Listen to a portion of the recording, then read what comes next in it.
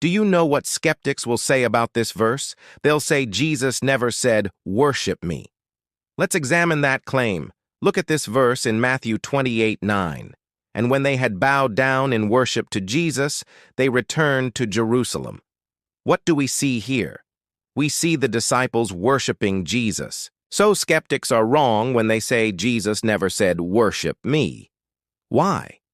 Because his disciples, who knew Jesus very well, worshipped him. Let's look at another passage in John 9:38. He, that is the healed man, fell down and worshipped him.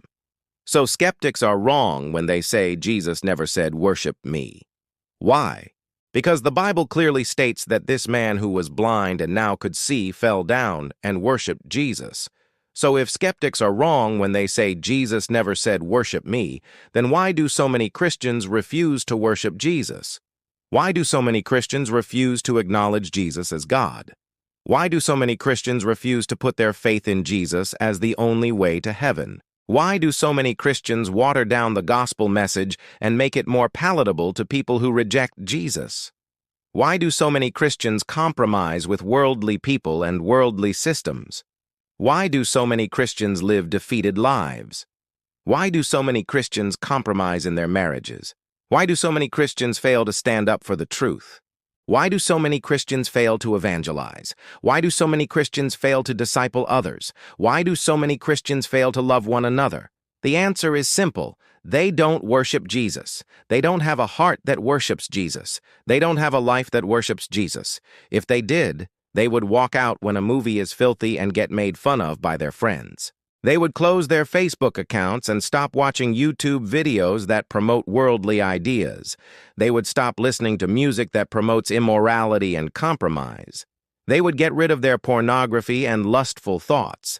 They would stop going to parties where alcohol and other drugs are present. They would put their energy into studying the Word of God and praying. Bottom line, if you don't worship Jesus, you don't belong to Jesus. Now, you may say, "I do belong to Jesus. I am a Christian." But if you don't live a life that worships Jesus, you are deceiving yourself.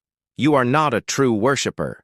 If you want to be a true worshiper, if you want to live a life that worships Jesus, then start by acknowledging Jesus as God.